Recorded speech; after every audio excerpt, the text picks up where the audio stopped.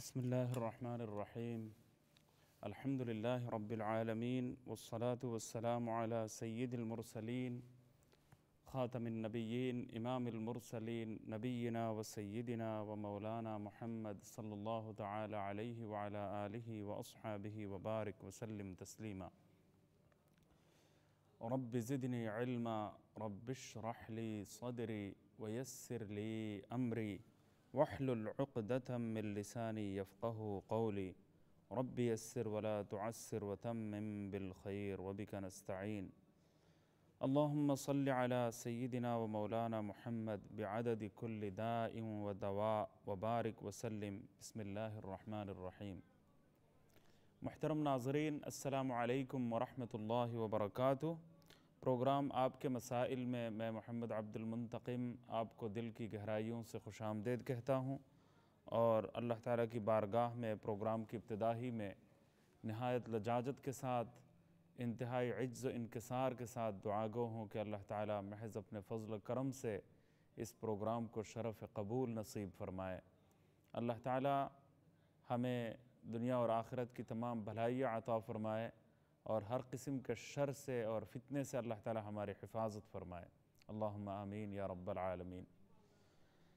محترم ناظرین، اسلام ایک آفاقی دین ہے اور ایسا زبردست نظام حیات کا عنوان ہے کہ جس میں زندگی کا کوئی پہلو ایسا نہیں ہے کہ اس کے بارے میں دین اسلام نے ہمیں رہنما اصول نہ دیے ہوں، بلکہ حقیقت یہ ہے کہ دین اسلام نے ہمیں بہترین اصول عنایت فرمائے ہیں، اور اللہ تعالیٰ نے ہمیں اس دین اسلام کے ذریعے ایسی حسین تعلیمات سے آگاہ فرمایا ہے کہ ان تعلیمات پر عمل پیرا ہونے کے نتیجے میں دنیا اور آخرت کی کامیابیاں ہمیں حاصل ہو سکتی ہیں.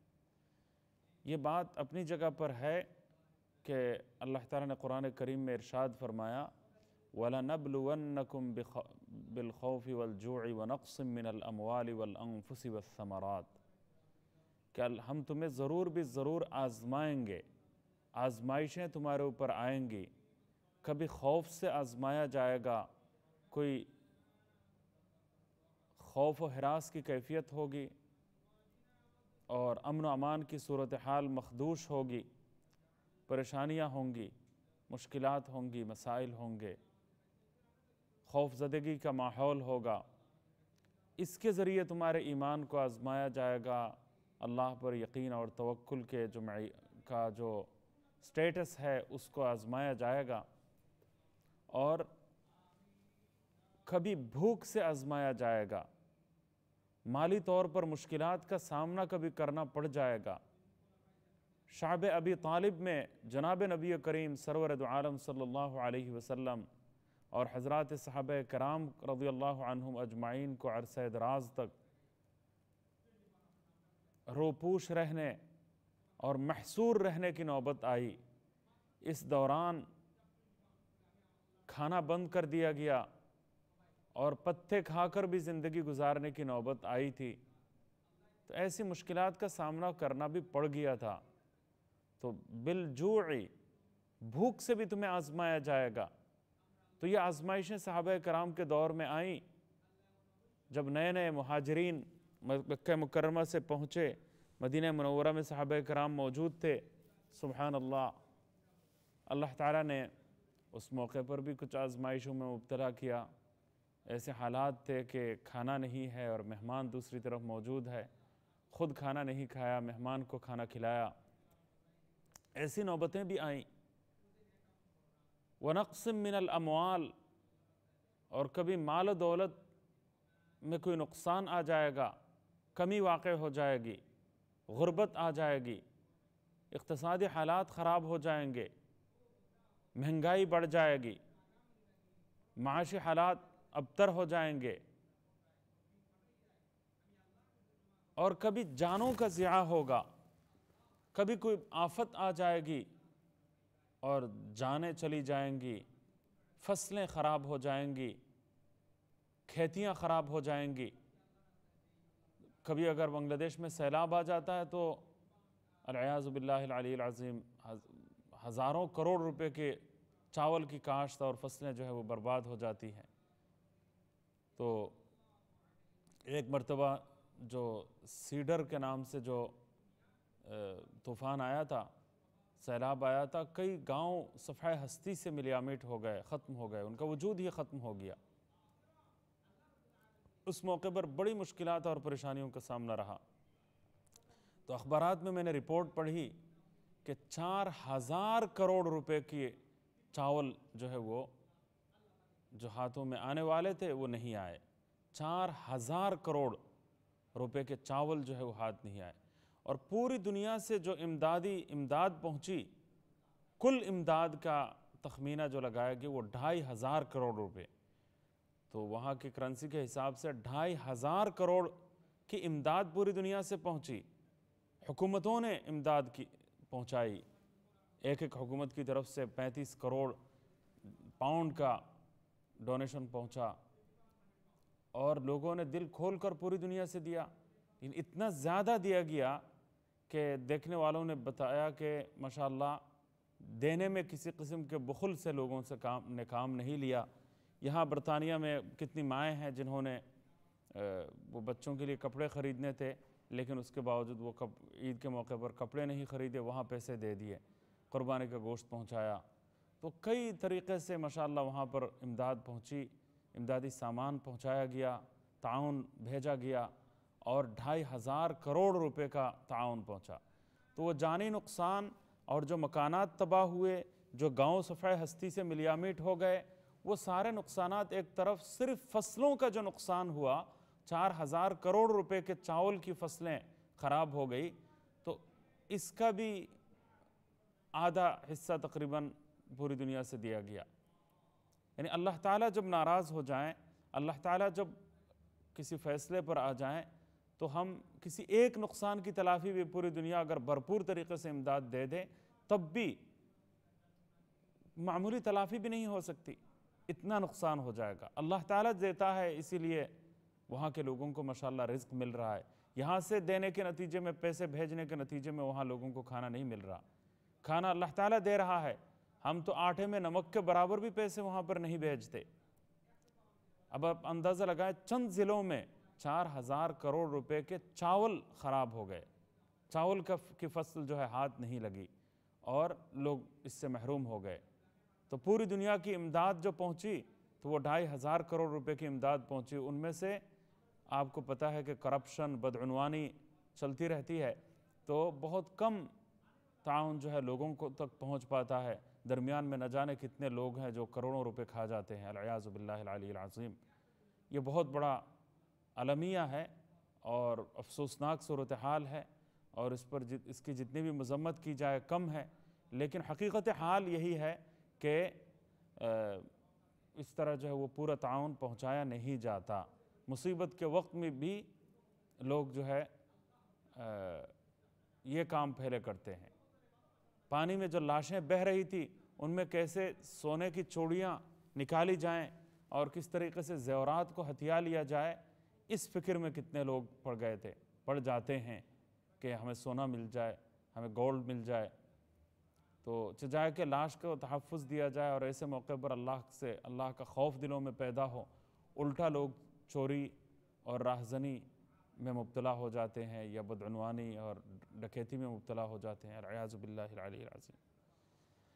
بہرحال میں آج ایک اہم موضوع پر بات کرنا چاہوں گا کہ اس وقت کرونا وائرس کی وبا پوری دنیا میں پھیلی ہوئی ہے، اور چائنا سے اس کی شاید ابتدا ہوئی ہو، اور ایسی صورتحال سے اس وقت دوچار ہے پوری دنیا کہ ہر جگہ خوف و ہراس کی کیفیت پائی جاتی ہے۔ تو یہ اللہ تعالیٰ کی طرف سے سنگین آزمائش ہے، اور اس امکان کو بھی مسترد نہیں کیا جا سکتا کہ اللہ تعالیٰ کی طرف سے خطرناک کوئی سزا ہمارے لیے آ گئی ہو، انسانوں کے لیے آ گئی ہو، العیاذ باللہ العلی العظیم۔ کیونکہ اللہ تعالیٰ کی نافرمانیاں اتنی عام ہو گئی ہیں، یہ قدرت کی طرف سے ہماری پشت غفلت پر ایک تازیانہ عبرت سے کم نہیں ہے۔ تو یہ بہت بڑا امتحان ہوتا ہے، قدرت کی طرف سے وارننگ ہوتی ہے، اللہ کی طرف سے ایک انتباہ ہوتا ہے، تنبیہ ہوتی ہے، وارننگ ہوتی ہے، اور یہ بتا دیا جاتا ہے کہ یہ آسمان میں نے بنایا ہے، یہ زمین میں نے بنائی ہے، یہ چاند سورج میں نے بنائے ہیں، یہ سیارے اور ستارے میرے بنائے ہوئے ہیں، اور میں خالق ہوں، میں مالک ہوں۔ پانی کا نظام، سمندر کا نظام، ہواؤں کا نظام، یہ سب کچھ میرا تخلیق کردہ ہے اور میں بنانے والا ہوں۔ الا لہ الخلق والامر، میں اللہ ہوں اور میں خالق ہوں، میں مالک ہوں، میں طاقتور ہوں، میں قادر مطلق ہوں، اور پوری دنیا کی گرفت میرے پاس ہے، میرے کنٹرول میں ہے، میں سب کچھ چلا سکتا ہوں۔ ہواؤں کا والیوم تھوڑا سا بڑھا دوں تو ایک لمحے میں پوری دنیا کو تہس نہس میں کر دوں گا، اور سمندر میں اگر کچھ سمندر کی جو موجیں ہیں ان کو تھوڑا سا بڑھا دوں گا، 1 سیکنڈ میں تمہارا وجود ختم ہو جائے گا۔ تم 5000 سال میں جس شہر کو تم نے بسایا ہوگا اور جس شہر کو تم نے تعمیر کیا ہوگا، بنایا ہوگا، اس شہر کو میں ختم کر سکتا ہوں۔ تو یہ اللہ کی طرف سے ایک تنبیہ ہے، اللہ کی قدرت مطلقہ کا ایک اظہار ہوتا ہے، اور اللہ تعالیٰ کی طرف سے یہ باور کرایا جاتا ہے، بتایا جاتا ہے کہ ایک معمولی سی چیز، معمولی سا بہانہ، تھوڑی دیر کا وقفہ، چند لمحات کی دیر، میں تمہیں دنیا سے بالکلیہ طور پر ختم کر سکتا ہوں۔ میرے لیے 1 سیکنڈ کی بات بھی نہیں ہے۔ یہ نظام کبھی خفا ہو سکتا ہے، یہ نظام کبھی تمہارے خلاف جا سکتا ہے، یہ نظام کبھی بغاوت کر سکتا ہے، اور یہ میں ہی کرواؤں گا، میں ہی اس کو استعمال میں لاتے ہوئے تمہارا وجود میں صفحہ ہستی سے میں مٹا دوں گا۔ میں جب چاہوں گا، جس وقت چاہوں گا، جو کچھ چاہوں گا، کچھ بھی میں کر سکتا ہوں۔ میرے لیے کوئی مشکل نہیں ہے، کوئی مسئلہ نہیں ہے۔ بنانا اور بگاڑنا، سنوارنا اور ختم کرنا، یہ سب کچھ میری قدرت کا کھیل ہے، میں کچھ بھی کر سکتا ہوں۔ لہٰذا رجوع اگر کرنا ہو تو میری طرف رجوع کیا جائے، اور سارا نظام میرے تابع بنایا جائے۔ یہ اللہ کی طرف سے سب سے پہلی تو وارننگ ہے، بہت بڑا ایک اللہ تعالیٰ کی طرف سے تنبیہ ہے کہ اللہ تعالیٰ کی قدرت مطلقہ اور تن تنہا اللہ کی جو قدرت ہے، تن تنہا جو اللہ کی بادشاہی ہے، تن تنہا جو اللہ تعالیٰ کی قدرت کی کارفرمائی ہے، اس کا اقرار کر لیا جائے، اس کے آگے اپنے عجز و نیاز کی پونجی نچھاور کر دی جائے، اس کے آگے سر تسلیم خم کر دیا جائے، اس کے سامنے بالکل اپنا سر جھکا دیا جائے، اس کے سامنے انسان بالکل اپنے آپ کو بے بس تصور کرنا شروع کر دے۔ وہ کس بات پر اتراتا ہے، کس بات پر گھمنڈ کرتا ہے، کس طاقت کے بارے میں وہ گھمنڈ میں مبتلا ہے۔ کوئی بھی جتنی طاقتیں ہیں وہ ایک لمحے میں اللہ تعالیٰ ختم فرما سکتا ہے، سب کو ناکارہ بنا سکتا ہے۔ یہ اللہ تعالیٰ کی قدرت کاملہ کا یہ حال ہے۔ لیکن ہمیں اللہ تعالیٰ کی قدرت کاملہ، اللہ تعالیٰ کی حکمت بالغہ، اللہ تعالیٰ کی تنہا طاقت، تنہا فرماروائی، تنہا بادشاہت، سبحان اللہ، اس اکیلے اللہ کی جو بادشاہت ہے اس کا ہم اقرار نہیں کرتے، اس کا ہم اعتراف نہیں کرتے، اسی کے سامنے ہم سر تسلیم خم نہیں کرتے، اس کے نظام کے مطابق زندگی نہیں گزارتے، اس کی عبادت، اس کے سامنے عبدیت کا مظاہرہ ہم نہیں کرتے، اور اس کے احکامات کی تعمیل کے لیے اپنے تن من دھن کی بازی نہیں لگاتے، اور منمانی زندگی سے توبہ ہم نہیں کرتے، غفلت کی چادر ہم نہیں اتارتے، اللہ کی طرف ہم رجوع نہیں کرتے۔ مانگنا ہو تو اسی سے مانگو، چکر لگانا ہو تو اسی کے گھر کا چکر لگاؤ، رونا ہو تو اسی کے آگے رو، اور دست سوال دراز کرنا ہو تو اسی کے آگے اپنی دامن مراد پھیلاؤ، اور اسی کے سامنے اپنے عجز و نیاز کی پونجی نچھاور کرو، اسی کے سامنے مصیبت سے نجات مانگو، اسی سے شفا مانگو، اسی سے رجوع کرو، اسی کے سامنے سر تسلیم خم کرو، اس کے احکامات کو ماننے اور اس کے احکامات کی تعمیل میں اپنی زندگی کی بازی لگا دو۔ یہ ہے اصل پیغام، یہ ہے اصل کام، یہ ہے عبدیت کا تقاضا، یہ ہے بندگی کا شیوا۔ اس سے ہٹ کر اگر انسان اپنی زندگی گزارنا چاہے تو وہ نہیں گزار سکتا۔ تو سب سے بڑا پیغام، اہم پیغام اور ضروری پیغام یہ ہے کہ یہ کام ہم کریں۔ اللہ تعالیٰ اس بات کو سمجھنے کی توفیق عطا فرما دے ہم سب کو، تو بڑا مسئلہ حل ہو جائے۔ دنیا اگر اللہ تعالیٰ کی اطاعت پر آ جائے تو اللہ تعالیٰ کی اطاعت پر آ جائے تو انشاءاللہ تعالی اللہ تعالیٰ کے جو نظام ہیں، مختلف نظام زندگی، ہواؤں کا نظام، پانی کا نظام اور موسم کا نظام، پھر بیماریوں کا جو سلسلہ، وائرس اور بیکٹیریا جتنی ہوتی ہیں، ان کے بارے میں اللہ تعالیٰ کا تعاون ہمارے شامل حال ہوگا، اور یہ چیزیں ہمارے خلاف بغاوت نہیں کریں گی، یہ مخلوقات ہمارے خلاف بغاوت نہیں کریں گی۔ آج میں سب سے پہلے تو 2-4 اعمال میں بتاتا ہوں، اس کے بعد مزید باتیں آپ سے ہوں گی انشاءاللہ، اور کرونا وائرس کے حوالے سے چند باتیں میں بتانا چاہتا ہوں کہ ایک وظیفہ اس پر ہم عمل کریں۔ 2-3 وظیفے میں بتاؤں گا آپ کو، ان پر تمام مسلمانوں کو عمل پیرا ہونا چاہیے، کیونکہ لندن میں اور انگلینڈ میں بھی اس وبا کی کئی خبریں آ چکی ہیں اب تک، اور کئی جگہ پر ہیلتھ سینٹر بند کر دیے گئے ہیں اور مشکلات کا سامنا ہے۔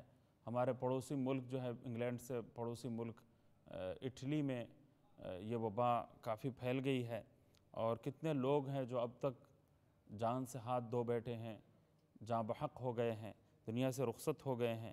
تو ایک تو ہمارے بزرگوں نے ایک عمل بتایا ہے، اس پر ہم سب سے پہلے عمل کریں۔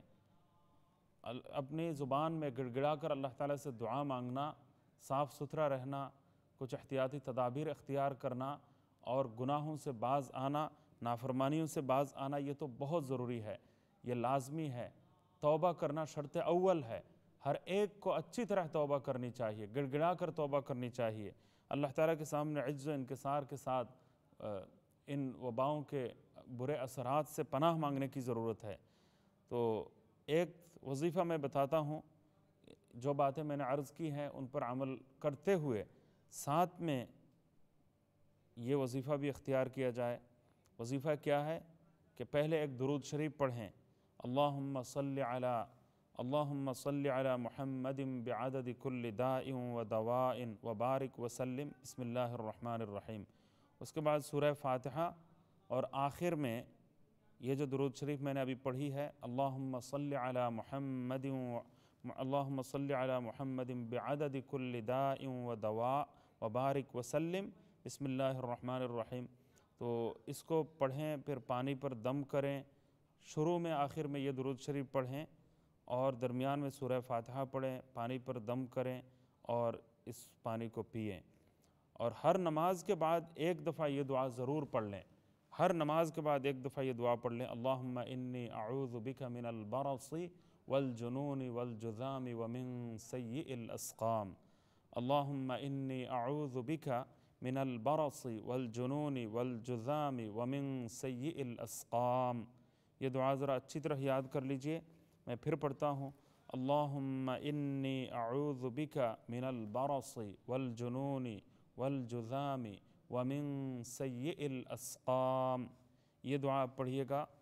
ایک اور دعا، اللہم اذہب البأس رب الناس اشف انت الشافی لا شفاء الا شفاؤک شفاء لا یغادر سقما، اللہم اذہب البأس رب الناس اشف انت الشافی لا شفاء الا شفاؤک شفاء لا یغادر سقما۔ یہ دعا پڑھنی چاہیے۔ ایک اور اہم پیغام میں آپ کو بتانا چاہتا ہوں، حضرت سعد رضی اللہ تعالیٰ عنہ سے مروی ہے، آپ صلی اللہ علیہ وسلم نے ارشاد فرمایا کہ اذا سمعتم بالطاعون بأرض فلا تدخلوها واذا وقع بأرض انتم بها فلا تخرجوا منها۔ کتنی حکیمانہ بات ہے، حکیمانہ ارشاد ہے۔ وباؤں کے پھیلنے کو روکنے کے لیے آج کی سائنس اس بات کو ماننے پر بھی مجبور ہے۔ تم کسی علاقے کے بارے میں معلوم ہو کہ وہاں کوئی وبا پھیل گئی ہے تو اس علاقے میں داخل مت ہو، جانا مت وہاں پر، تو کیونکہ وبا کے پھیلنے کا اثر ہو سکتا ہے۔ تو لیکن اگر کسی علاقے میں تم موجود ہو جہاں پر یہ وبا پھیلی ہے تو وہاں سے، ایسی جگہ سے تم نکلو نہیں، تاکہ معاملہ کنٹرول میں رہے۔ یہ تو ایک بات ہے۔ دوسری بات یہ ہے کہ جس علاقے میں وبا پھیلی ہوئی ہے اس علاقے میں جانا نہیں چاہیے، اور جس علاقے میں تم ہو اس علاقے سے تمہیں نکلنا نہیں چاہیے۔ تو دنیا کے جن حصوں میں وبا پھیلی ہوئی ہے یا یہ بیماری عام ہو گئی ہے، تو ایسی جگہوں پر انسان کو جانے سے احتیاط برتنا چاہیے۔ اور آج جو ہے وہ سائنس بھی یہی بتاتی ہے، اور اس پر چائنا کی حکومت بھی عمل پیرا نظر آتی ہے، اور 1400 سال بعد میڈیکل سائنس کا تجربہ بھی رسول اللہ صلی اللہ علیہ وسلم کے حدیث کے عین مطابق ہے۔ تو اس سے ہمیں دین اسلام کی حقانیت کا بھی اندازہ ہوتا ہے۔ حقانیت اس بات پر موقوف نہیں ہے، یا دین کو ماننے کے لیے سائنسی تحقیقات کا سامنے آنا کوئی ضروری نہیں ہے، اور ہم اس بات کے پابند نہیں ہے کہ سائنس جب تصدیق کرے پھر جا کے ہم ان احادیث پر ایمان لائیں۔ نہیں، ہمیں تو پہلے ہی سے ایمان ہے، لیکن بہرحال ان ہمارے جو ایمانیات ہے وہ وحی پر مبنی ہے۔ اس کی صداقت کا اندازہ مختلف سائنسی تحقیقات کے نتیجے میں ماشاءاللہ ہوتا رہتا ہے۔ اور آج کی جدید سائنس جس طرح یہ کہہ رہی ہے کہ جس علاقے میں لوگ موجود ہیں وہاں سے لوگ باہر نہ نکلیں، باہر نہ جائیں، اور دوسرے علاقوں سے ان علاقوں میں نہ جایا جائے جہاں پر یہ وبا پہلے سے پھیل چکی ہے، تو اس کا خیال رکھنا چاہیے۔ اللہ تعالیٰ ان باتوں پر عمل پیرا ہونے کی ہم سب کو توفیق عطا فرما دے، اور ہمیں ان دعاؤں کی کثرت کرنے کی اللہ تعالیٰ توفیق عطا فرمائے۔ بڑی بات یہ ہے کہ سب سے بڑھ کر جو بات یہ ہے کہ صفائی ستھرائی کا اہتمام کیا جائے۔ دیکھیے، اسلام نے 5 مرتبہ وضو کرنے کا ہمیں حکم دیا ہے، 5 فرض نمازیں رکھی گئی ہیں، 5 مرتبہ کم از کم انسان وضو کرتا ہے۔ تو جن اعضاء کو ہم دھوتے ہیں یا اس میں کوئی جیل وغیرہ استعمال کرتے ہیں تاکہ وائرس نہ لگے، یا وائرس اگر موجود ہو تو وہ ختم ہو جائے، اس کے لیے ہم ہسپتالوں میں داخل ہوتے وقت کوئی جیل وغیرہ ہاتھ میں لگاتے ہیں، استعمال کرتے ہیں۔ آپ ذرا اندازہ لگائیے گا کہ اسلام نے 5 مرتبہ روزانہ نماز ہمارے اوپر فرض کی ہے۔ یہ کتنی اہم بات ہے۔ جسم کے جو اہم بیرونی حصے ہیں، جیسا کہ ہاتھ دھونا، کہنی تک جو دونوں ہاتھوں کو دھونا، یہاں تک لوگ جو ہے وہ دھوتے ہیں یا لگاتے ہیں، تو وضو میں پہلے تو یہاں تک دھونا پڑتا ہے، پھر کہنی تک دھونے کی نوبت آتی ہے۔ کتنے لوگ جو ہے وہ ہاف شرٹ پہنتے ہیں تو وہ تو یہاں تک جو ہے ان کے کوئی ٹی شرٹ ہے تو اس کی وجہ سے یہ کہنی تک جو ہے کا حصہ جو ہے کھلا ہوا ہوتا ہے۔ اس لیے 5 مرتبہ جو وضو کرتے ہیں تو اس سے زیادہ دفعہ وضو کرنے کا جو اہتمام ہے وہ بہت ساری بیماریوں سے حفاظت کا ایک اہم ذریعہ ہے۔ یہ تو ہم عبادت کے طور پر کریں گے، بیماری سے بچنے کے لیے کی نیت سے نہیں کریں گے۔ وضو کرنا سنت ہے، نماز کے لیے فرض کے درجے میں عبادت ہے، اور یہ لازمی ہے، ضروری ہے، تو عبادت سمجھ کر ہم کریں گے، سنت سمجھ کر ہم کریں گے۔ باوضو رہنا ایک مستحب عمل ہے، اس نیت سے ہم کریں گے تو انشاءاللہ مختلف قسم کی بیماریوں سے، وائرس سے اور جراثیم سے بچنے کا یہ ایک بہترین ذریعہ ہے۔ تو مسلمانوں کو تو اس پر خوشی منانی چاہیے کہ اللہ تعالیٰ نے ہمیں کھانا کھانے سے پہلے ہاتھ دھویا جائے، کھانا کھانے کے بعد بھی ہاتھ دھونا سنت ہے، تو اس کا اہتمام کیا جائے۔ راتوں کو سونے سے پہلے، باہر سے آپ آتے ہیں، راتوں کو سونے سے پہلے وضو کرنا ایک مستحب عمل ہے، اور اس کا اپنا بہت فائدہ بھی ہے۔ تو آج کل لوگ یہ کہتے ہیں کہ پیروں کو دھویا جائے، تو پیروں کو تم دھو سکتے ہو تاکہ پیروں میں باہر گئے تھے کوئی وائرس یا جراثیم لگ سکتے ہیں اور کسی قسم کا کوئی اثر بد ہو سکتا ہے۔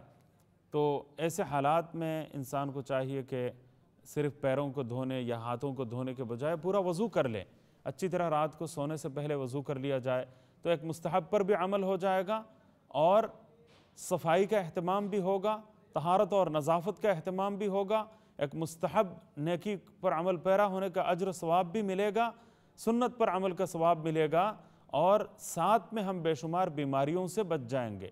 یہ ہمارا اضافی فائدہ ہے، ثانوی فائدہ ہے۔ لیکن دیکھیے رسول اللہ صلی اللہ علیہ وسلم کی سنتوں میں کتنی حکمتیں پوشیدہ ہیں، جن کا اندازہ وقت گزرنے کے ساتھ ساتھ ہو رہا ہے۔ سائنسی تحقیقات سامنے آنے کے نتیجے میں سبحان اللہ بہت سارے مستحب اعمال کا فائدہ اور اثر جو ہے وہ سامنے آ رہا ہے۔ تو ہر نماز کے بعد اللہم انی اعوذ بک من البرص والجنون والجذام ومن سیء الاسقام، اور ایک جو اہم بات میں نے عرض کی ہے، جو وظیفہ میں نے بتایا کہ خاص درود شریف میں نے پڑھی شروع میں، وہ درود شریف، پھر اس کے بعد سورہ فاتحہ پڑھ کر پھر آخر میں پھر وہ درود شریف پڑھی جائے، پھر پانی پر دم کیا جائے، وہ پانی پیا جائے، صفائی کا اہتمام رکھا جائے اور دعاؤں کا اہتمام رکھا جائے۔ اللہم اذہب البأس رب الناس اشفی انت الشافی لا شفاء الا شفاؤک شفاء لا یغادر سقما۔ اور سب سے بڑھ کر دعائیں کرنا، ہر وقت اللہ کی طرف رجوع کرنا اور توبہ کرنا، یہ لازمی ہے۔ کچھ اور اذکار بھی ہیں جن کا ذکر میں وقفے کے بعد کروں گا، ابھی ایک وقفے کے لیے چلتا ہوں۔ السلام علیکم ورحمۃ اللہ وبرکاتہ۔